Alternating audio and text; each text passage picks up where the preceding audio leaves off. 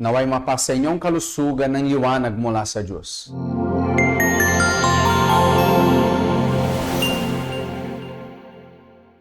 Hello everyone and welcome sa isa pang episode ng ating program, Misteryo. Be prepared para makatanggap ng kagalingan. Isang panalangin na malakas na sigurado ito ay magdudulot ng magandang kalusugan para sa iyo. Maaari mong i-prepare dyan na ang inyong bote ng tubig o baso na may tubig upang mabasbasan yan. Ano man yung vitamins, ano man yung nutrients, ano man yung necessity ng inyong kalusugan, ipoprovide yan ng Diyos sa pamamagitan ng tubig na ito. Naniniwala ka ba na kaya ng Diyos gawing mapaghimala ang tubig na ito? Kung naniniwala ka, iyan ang mangyayari sa iyong buhay. I-share mo na din yung link sa lahat ng mga kakilala ninyo na may karamdaman. Sila na may sakit, in and out of the hospital. Iba't ibang gamot ang sinusubukan nila. In short, nagdudusa sila. Sabihan nyo sila na kumonekta na yung para makatanggap ng prayer. Ito ay isang extrang dose ng gamot. Ngunit espiritual yung gamot na to, na posible na mag-alis yung karamdaman, yung sakit. Yan is yung aking kasiguraduhan. If you know someone na may sakit, marahil especially sa pamilya ninyo, mga kamag-anak ninyo, pakitype dyan ngayon sa comment section natin yung pangalan nila. Siguro meron silang high blood, yung cholesterol nila mataas, meron silang diabetes, glaucoma, katarata, marahil skin allergy, meron silang problema sa baga, may tubig sa baga, heart enlargement, siguro may butas sa puso nila, o marahil yung kidney nila is failing, may stone sa kanilang kidney, marahil yung liver nila fatty, hindi na okay, hindi na gumagana as it's supposed to be. Ano man yan? Maaari niyong i-type yung pangalan ng inyong mga kapamilya dyan. Isasama ko sila sa panalangin. Maraming tao nang nakatanggap ng kagalingan sa pamamagitan ng aming panalangin. Ganon din ang mangyayari sa pamilya ninyo. In fact, meron tayo isang testimony na yung tanghali.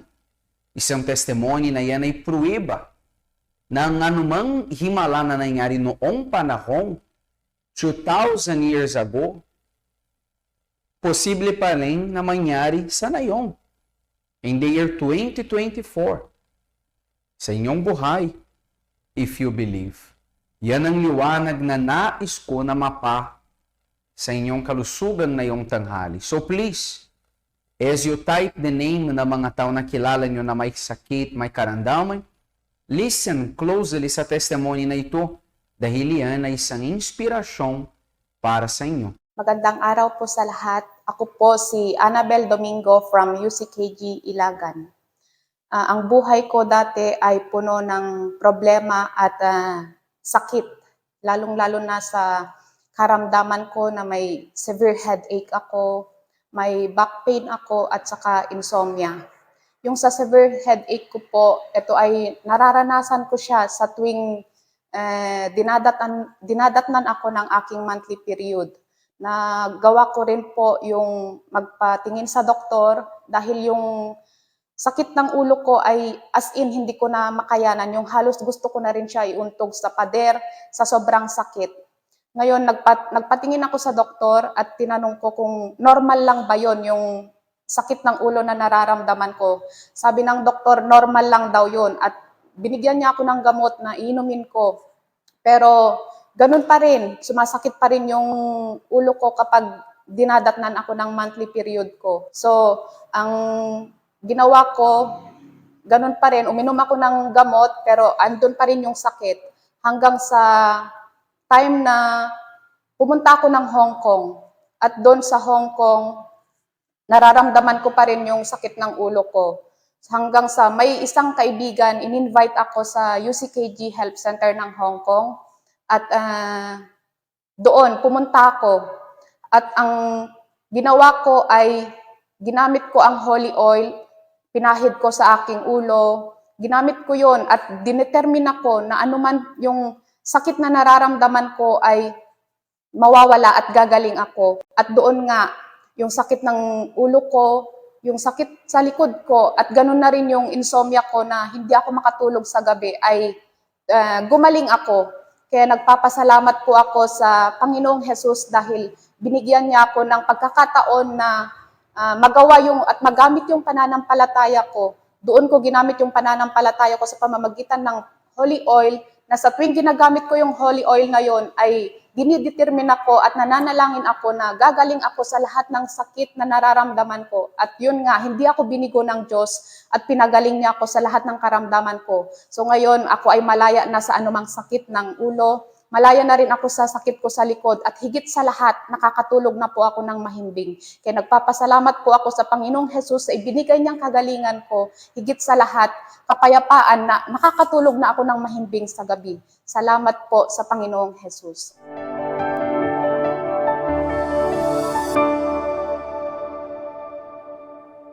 Nakita ninyo? Palagi mayroong patutuo. Hindi nakukulang yung mga patutuo para maipakita namin sa inyo. Marami. Pero ang pinaka-nais ko ay na ikaw din ay makakaranas ng patutuo sa inyong buhay. Makikita mo ng negativity, ang kabigatan, ang mga kirutan na sa iyong pangangatawan ay aalis at ikaw ay gagaling at magiging okay yung buhay mo.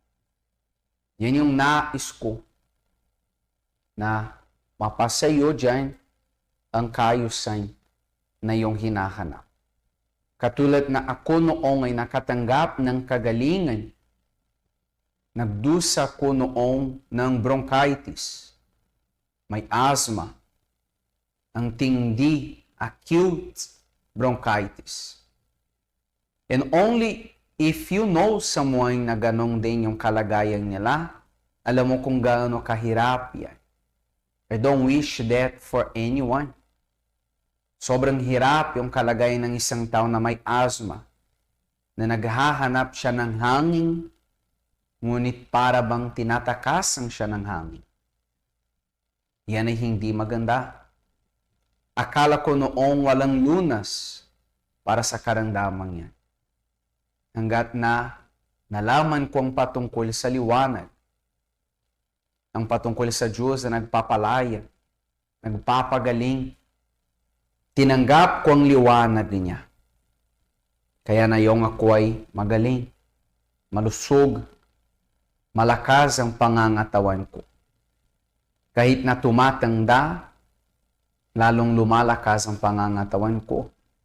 What about ikaw na nanonood sa akin ngayon? Tumatanda ka po ba na palagi nakakaramdam ng sakit? Common naman and even expected na dahil tayo ay tatanda, makakaroon tayo ng iba't ibang uri ng sakit. Yes. But maybe you are in your 30s, 40s pa lang, at ang daming karamdaman, ang daming sakit yung mayroong sa iyong kalusugan, sa iyong katawan.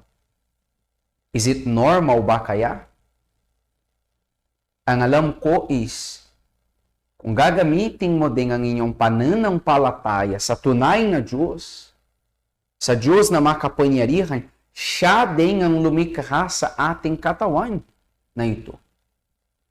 Posible na bigyan kanya ng isang panibagong kalusugan na healthy from head to toe. Kaya niyang linisin ang inyong dugo. Marahil hindi mo nakakailanganin pa yung dialysis. Kaya ng makapangyarihang Diyos i-purify ang inyong kalusugan. Maybe yung nakatanim lang dyan sa isipan mo is walang kagalingan, walang lunas, walang pag-asa. That's why lalo kang nanghihina physically. But if you change maybe your mindset, alisin mo yung negativity at magtanim ka dyan sa kalooban mo ng positivity, posible na maranasan mo yung kagalingan. In fact, sa darating na Friday, ang ating hihingi sa Panginoong na i-purify niya ay ang ating mind para mawala lahat ng takot, lahat ng duda, lahat din ng kasamaan na marahil minsan ay nandyan sa isipan mo. I want you to watch now this invitation patungkol sa ating spiritual session na nagaganap every Friday sa buong mundo. Sa buong mundo. Maraming tao ang nagpupunta at sila'y tumatanggap ng deliverance. Panoorin niyo ito na yun.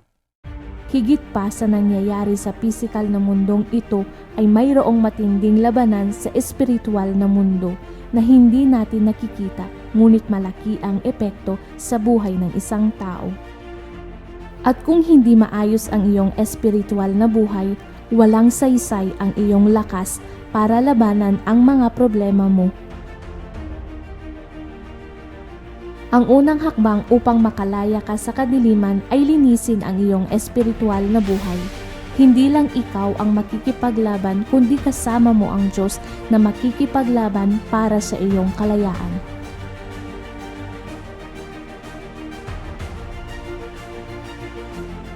Kung nais mong makalaya sa lahat ng bitag ng masama, maghanda ka ng asin at dalhin mo ito kada Biyernes upang mabasbasan at sa pamamagitan ng pananampalataya ay magkakaroon ng ganap na paglilinis sa iyong buhay at magdadala ito ng kaayusan at proteksyon sa iyong pamilya.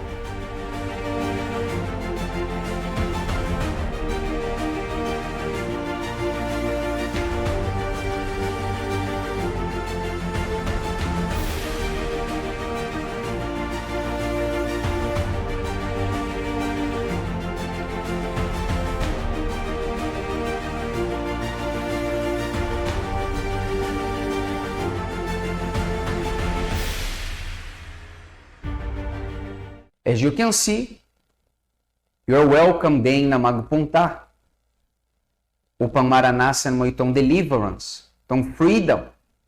Alam mo, yung kalagayan na para bang nakaposas ka, bihag ka, hindi mo lang alam kung paano palayain yung sarili. Posible na makalaya ka o lumaya ka as you join us sa ating spiritual session tuwing Biyernes. Mababasag namin yung mga poses na yan ng sumpa, ng kamalasan, ng negativity para maging okay ka. Bago kong pag-usapan yung isang napakahalagang topic na yung tanghali at ipanalangin din ang inyong baso ng tubig, merong isa pang video na nais kong i-play para sa inyo. Kasi bukod sa katawan, mayroong din tayong kaluluwa. Maraming nila lang hindi aware sa kaluluwa na meron sila. Kala nila, katawan lamang ang mahalaga, kaya nagpapahalaga sila sa katawan. Gumagawa sila, nag-undergo sila sa plastic surgeries, at ang dami pang bagay ang ginagawa nila para pagandahin yung katawan, para pala kasing atingat ang katawan, habang minsan dinidespise nila ang kanilang kaluluwa.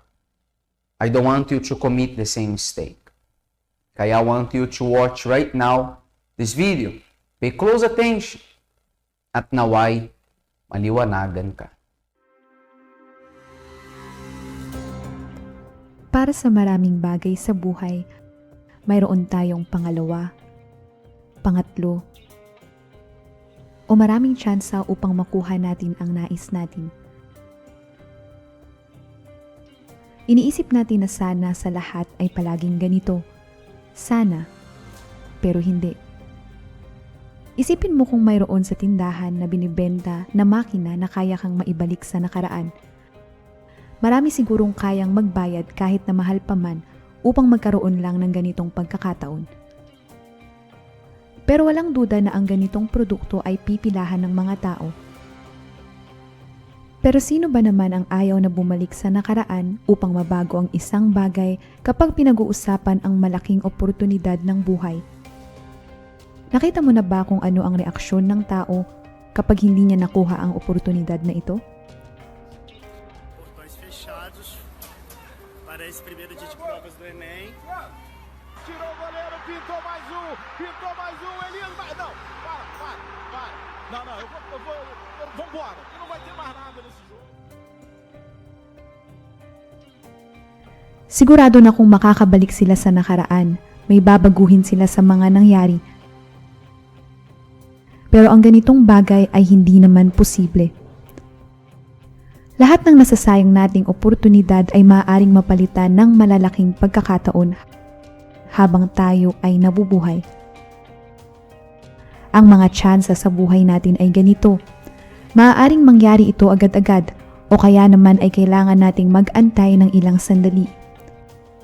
Subalit mayroong pero, ang buhay ay wala nang binibigay na pagkakataon kapag ikaw ay patay na.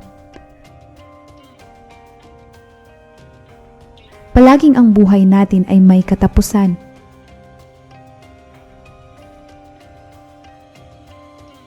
At ito ay mangyayari para sa lahat kahit pa sa mga taong mukhang hahaba ang buhay.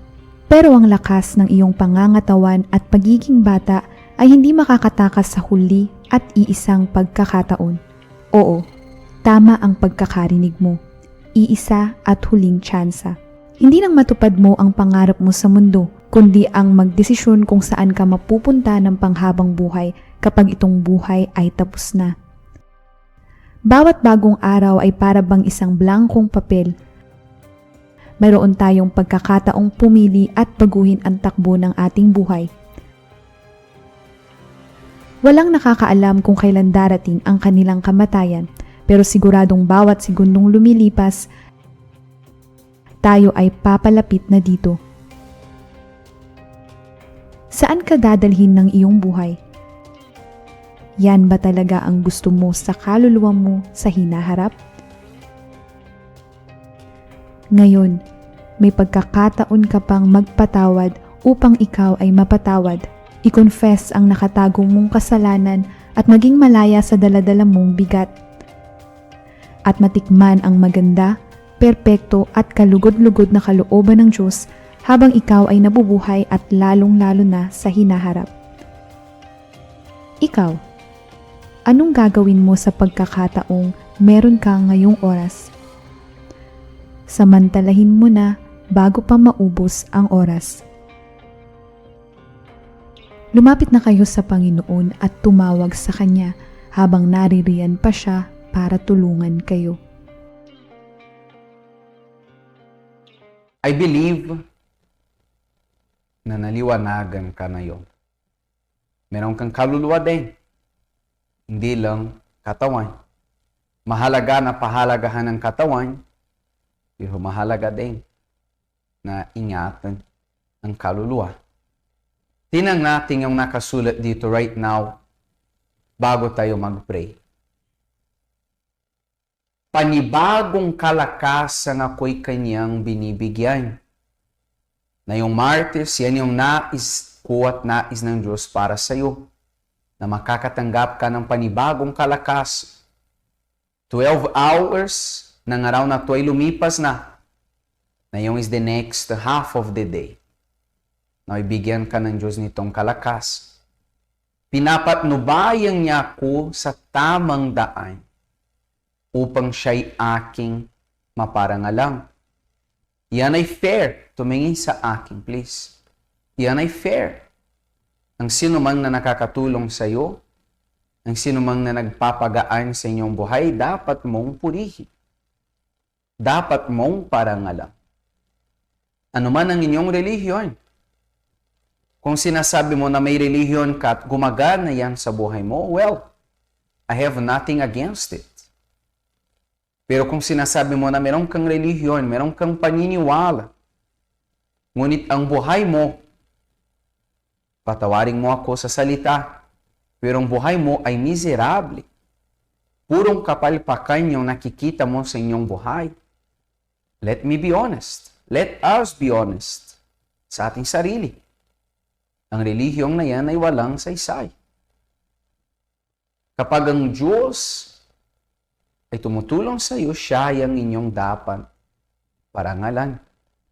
And next, Kahit dumaan ako sa pinakamadilim na libis, hindi ako matatakot dahil kayo ay aking kasama. Tingnan niyo yung nakasulat dyan. Hindi namang ibig sabihin araw-araw magiging maayos at madali, komportable ang lahat para sa iyo.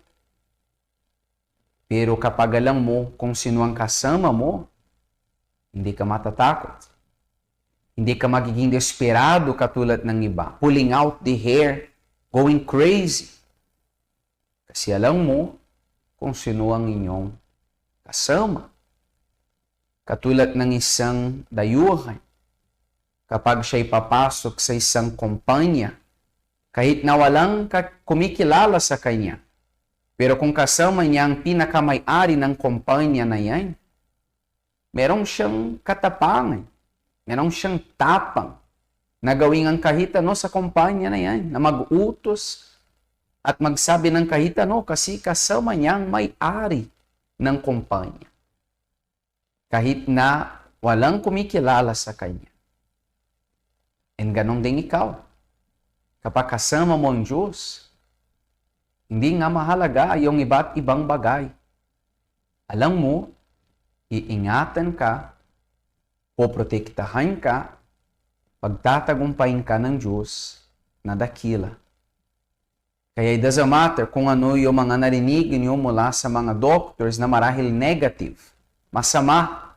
Gamitin mo ang inyong pananampalataya na yung tanghali together with me at mababago ng Diyos yung resulta, yung balita na yan sa pangalan ng Panginoong Jesus.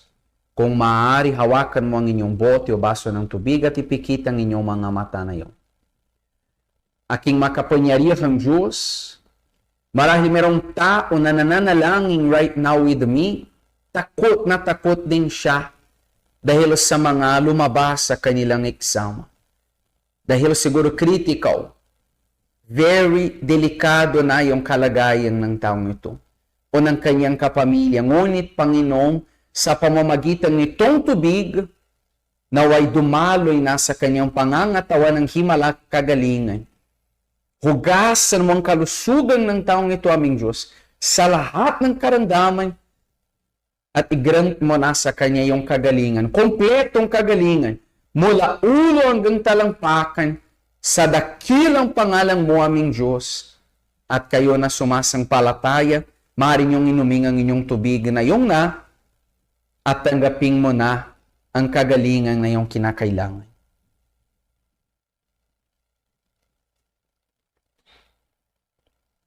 Ang tubig na yan ay isang banal na kagamutan na pumapasok sa iyo. Huminga ka na ng malalim dyan at sabihin mo, magaling na ako sa pangalan ng Panginoong Jesus. Sabihin mo, Amen. Yes, tanggapin mo na. Katulad na nakatanggap ako ng kagalingan, ito'y pinapasa ko na din sa iyo na yon. Doesn't matter where you are, kung ano yung kalagayan nyo bago itong panalangin, pinabago na ng Diyos ito para sa iyo.